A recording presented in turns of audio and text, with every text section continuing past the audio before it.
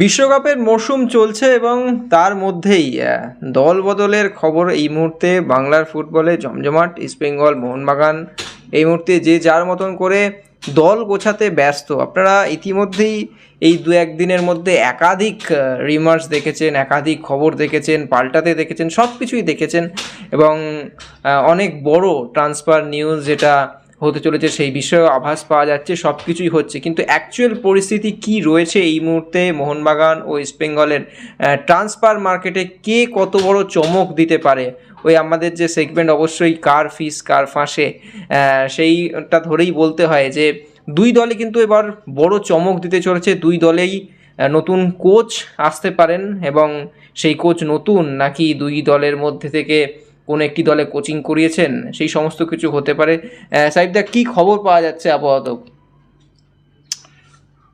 আবার বলছি স্পেকুলেশন, মানে নিশ্চয়তা নেই। ওই ফাইনাল খবর যেদিন হবে সেদিনই ফাইনাল হবে। যেদিন মানে কিছু কিছু কিছু ক্ষেত্রে হয়তো ওদের পেজে আসার আগে বেরোবে খবর, কিন্তু অধিকাংশই স্পেকুলেশন। ঠিক আছে, কেননা প্রচুর খেলা হচ্ছে। যে খেলা হচ্ছে, আগে তো হাওড়া স্টেশনে ঢোকার আগে লিলুয়াতে প্লেয়ার নামিয়ে নেওয়া হতো সন্তোষ বিকেলে আসলে। এখন আর ওটা হয় না, কিন্তু এখন এই নেট যুদ্ধ এবং এই জগৎটাতে এমন একটা বিষয় হয়ে গেছে দল বদলে, রোমাঞ্চ কিন্তু আছেই। আমি প্রথমে কোন দল দিয়ে শুরু করব? প্রথমে ইস্টবেঙ্গল দিয়ে শুরু করা। ইস্টবেঙ্গল যেহেতু আইএসএল চ্যাম্পিয়ন। আচ্ছা, ইস্টবেঙ্গল যেহেতু চ্যাম্পিয়ন সেহেতু তুমি ইস্টবেঙ্গল দিয়ে শুরু করতে বলছো। অস্কার বুজো অপেক্ষা করছিল, এটা ঠিক কথা, কিন্তু অস্কার বুজো আর অপেক্ষা করতে চাইছেন না। অস্কার বুজো কোথায় যেতে পারেন, যাচ্ছেন টাচ্ছেন আমি বলতে পারছি না, তবে তার দল তৈরি করার সঙ্গে একটা ভাবনা এখানে কাজ করছিল। কারণ আগের দিন নীতু সরকারকে আমরা মঞ্চে দেখেছি, তিনি এই কথাটা বলেওছেন। কিন্তু অস্কার বুজো শেষ পর্যন্ত যদি ইস্টবেঙ্গলের কোচ না হন, আজকে পর্যন্ত যা পরিস্থিতি আছে, মানে না ফিরে আসেন, তাহলে অবাক হওয়ার কিছু থাকবেন না। তার প্রস্থানই আর কি, তিনি চলে গেছেন, সেটাই শিলমোহর পড়ে গেল। এবং তাহলে অস্কার বুজোর জায়গায় কে? ইস্টবেঙ্গল থেকে খোঁজের মধ্যে যারা রয়েছেন, কিছু কিছু নাম হয়তো খোঁজের মধ্যে আছে। যে খোঁজের মধ্যে পাঞ্জাব এফসির কোচের দিকে দেখছি সবার টার্গেট। হ্যাঁ, ডিম্পারিস, তাই তো? এবং প্যানাজিওটিস ডিম্পেরিস যার নাম, এবং তার সঙ্গে কিন্তু ঈষৎ আলাপ আলোচনা ইস্টবেঙ্গলেরও হয়েছে বলে শোনা যাচ্ছে। এবং কি কন্ডিশন আছে জামশেদপুর এফসির ওয়েন কোয়েলের, সেটা নিয়েও চর্চার মধ্যে আছে। তবে ওয়েন কোয়েল কিন্তু বোধহয় 2 বছরের চুক্তি আছে। এই অবস্থায় ইস্টবেঙ্গল নতুন কোনো কোচের দিকে হয়তো ঝুঁকবেন। সে ভাবনাটা কীভাবে কী করবে ইস্টবেঙ্গল, সেটা তার সময় বলবে।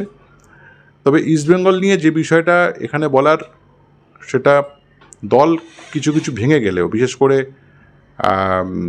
মিগুয়েল হয়তো চলে যাচ্ছেন, এবং মিগুয়েল যেখানে যাচ্ছেন তার সঙ্গে অস্কার বুজো যেতে পারেন। আমি যে কথাটা বলছি মাথায় রেখো, আমি ওটা নিয়ে পরে আসছি। মিগুয়েল গেলে অস্কার বুজো যেতে পারেন, নাকি অস্কার বুজো মিগুয়েল দুজনে একে অপরের সঙ্গে থাকবেন?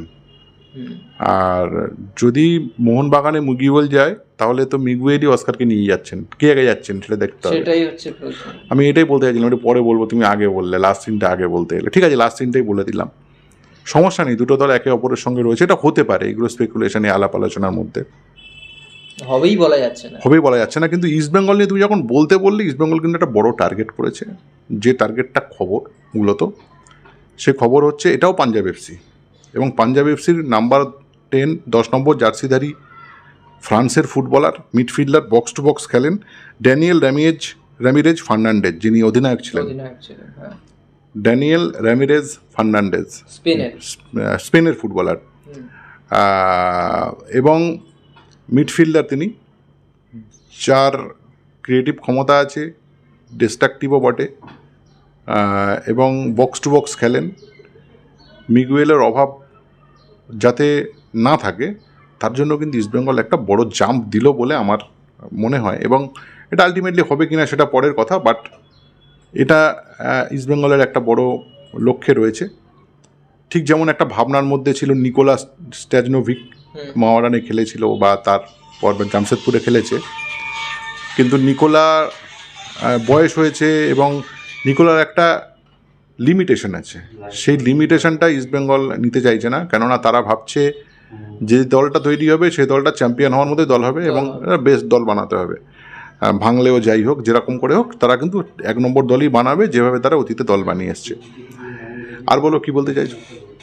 এবং ইস্টবেঙ্গল তো হলে পরে মোহনবাগানের তাদের দিকে যদি এইবারে তুমি আসি, ধরো এখানে একটা আলাপ আলোচনার মধ্যে হয়তো আসছে যে হয়তো অস্কার বুজো মোহনবাগানে যেতে পারেন, আমি জানি না। মোহনবাগানের 5 জন কোচের একটা শর্ট লিস্ট আছে, 5 জন কোচ নিয়ে ঘোরাফেরা হচ্ছে, সেখানে এই নামটা কতটা সত্য আমি ঠিক জানি না, কিন্তু এই নামটা কানে এসছে। মালয়েশিয়ার টপ কোচ ইসকো, তিনি হয়তো আছেন এই লিস্টের মধ্যে, মালয়েশিয়ার একটা দলের। তারপর এই ডিম্পেরিস তো আছেনই, তালিকায় আছেন, এবং সেই তালিকায় অস্কার বুজোর নামও আছে। এবং তার মানে এই নয় যে মোহনবাগান কাকে নেবেন ইত্যাদি ইত্যাদি, কিন্তু শেষ পর্যন্ত অস্কার বুজো আর মিগুয়েলকে যদি একসঙ্গে জুটিতে দেখি সেটাও অবাক হওয়ার কিছু থাকবে না, ফুটবলে সব কিছু সম্ভব। এবং সেক্ষেত্রে ইস্টবেঙ্গলে তার খুব একটা প্রিয় ছাত্র ছিলেন, যদি মোহনবাগান উনি যান তাহলে কি সিভিলে চলে যাবেন মোহনবাগান ছেড়ে, ইস্টবেঙ্গল ছেড়ে মোহনবাগানে চলে যাবেন? সেটারও তো সম্ভাবনা নেই, কেননা অলরেডি 2 জন বিদেশি, যেহেতু পাঞ্জাব থেকে নতুন একজন বিদেশি নিয়েছেন, আর আগের টম অ্যালবার্টো রড্রিগেজ ছিলেন, চুক্তি রয়েছে, যেহেতু 2 জন সেন্টার ব্যাক আছেন, তার সেভিলের যাওয়ার সম্ভাবনা নেই। মানে মিগুয়েল যদি মোহনবাগানে আসেন এবং অস্কার যদি যান, তাহলে কিন্তু তার প্লেয়ার ইস্টবেঙ্গল থেকে সিভিলেকে তিনি নিয়ে যাবেন না, সিভিলে হয়তো ইস্টবেঙ্গলই থেকে যাবেন। এই হচ্ছে সামগ্রিক বিষয়বস্তু। এই অবস্থায় মোহনবাগান খুব দ্রুততার সঙ্গে দল করার চেষ্টা করি, তবে যেটা ঘটবে সেটা খুব তাড়াতাড়ি হবে, খুব কুইক বিষয়টা দাঁড়াবে। এবং যেটা শোনা যাচ্ছে হয়তো 21-22 তারিখের মধ্যে হয়তো তারা কোচ অ্যানাউন্স করবেন, এবং আন্তোনিও লোপেজ হাবাসকে তারা টিডি হিসেবে চাইছেন বলে শোনা যাচ্ছে, কোনো কিছু ফাইনাল নয়, সে আমাদের পেজেও দেখেছেন। এই হচ্ছে আলটিমেট বিষয়বস্তু। আছে আর কিছু জিজ্ঞেস করছো? খবর কিন্তু একটাই, যে ইস্টবেঙ্গল কিন্তু খুব কড়াভাবে ঝাঁপাচ্ছে তোমার ড্যানিয়েল রড্রিগেজের দিকে। বাকি সব কিছু ওটাও তো স্পেকুলেশন হয়ে যেতে পারে, কারণ দলবদল শেষ পর্যন্ত কি দাঁড়াবে কারোর বলার ক্ষমতা নেই। যদি মিগুয়েল আসেন তাহলে তো পুরো মোহনবাগানের বসুন্ধরার টিম তৈরি হয়ে যাচ্ছে। অস্কার, রবসন, ধনধান্যে পুষ্পে ভরা আমাদেরই বসুন্ধরা। মিগুয়েল, রবসন আসছে, রবসন তো আছে, রবসনের তো 1 বছরের চুক্তি আছে। রবসন যদিও তার সেই সোনালী অতীত পেরিয়ে এসছে। তুমি ভাবতে পারছো যে মিগুয়েল আসছে কি এখনো পর্যন্ত কনফার্ম নয়। হ্যাঁ, মিগুয়েল আসছেন, মিগুয়েলের হয়ে গেছে, এটা কোনো কনফার্মেশন কিছু নেই। এখনকার এই এজেন্টরা না প্রচুর পরিমাণে নিজেদের অর্থ বাড়ানোর জন্য, একটু হয়তো কথা হলো ক্লাবের ম্যানেজমেন্টের সঙ্গে, ওর সঙ্গে হয়ে গেছে বা হয়ে গেছে বলে একটা দাম বাড়িয়ে নেওয়া, সেই কারণে আমরা খবরগুলো হুটহাট করে করতে চাই না। একটা দাম বাড়ানোর খেলা চলে, এবং সেখানে সাংবাদিকদের একটা বড় ভূমিকা কাজ করে, যে খবর চেলে দিলে একটা প্লেয়ারের হয়তো 4 আনার প্লেয়ারে 8 আনা দাম হয়ে গেল টাইপের আর কি। এটা খুব চলে, এবং এটা আমরা চাইছি না করতে। তবে ওরা এজেন্ট এটা করেছে যে 30% দাম আগে হয়তো পেতো, 2.5 কোটি মতো একটা পেতো ইস্টবেঙ্গল থেকে, এখন সেটা ওই 3.5-4 কোটিতে নিয়ে যাওয়া, তারও বেশি দাম বিভিন্ন জায়গায় দেখছি। একদম ওটা নয়, একদমই ওটা নয়, 6 কোটি ওটা একদমই ওটা নয়। যদি হয় খুব বেশি হলে 3.5-4 কোটি মতো যাবে আর কি। এবং এই দামটাও মোহনবাগান দেবে কিনা, মোহনবাগান অবশ্যই খুঁজছিল একজন মিডফিল্ডার, তো অবশ্যই খুঁজছিল গতবারে, যার ওটা অভাব ছিল, কিন্তু সেটা মিগুয়েল নাকি বিশ্বের অন্য কোনো জায়গা থেকে নিয়ে আসবে সেগুলোরও বিষয়বস্তু আছে, মিগুয়েলও হতে পারে। তবে কোনো কিছু নট ফাইনালাইজড ইয়েট আর কি। একদম, এই তো ছিল মোটামুটি আপডেট, এবং কে কাকে টার্গেট করছে, যদিও সব কিছু এখন আলোচনার মধ্যে রয়েছে। তবে খুব দ্রুত 2 দলেরই অবশ্যই কোচ নির্ধারণ হয়ে যাবেন, এবং তাদের স্টার খেলোয়াড় সেগুলো হয়তো নির্ধারণ হয়ে যাবেন। তো দেখতে থাকুন এক্সট্রা টাইম বাংলা, সাবস্ক্রাইব করুন আমাদের ফেসবুক ও ইউটিউব পেজ। ধন্যবাদ। Extra time.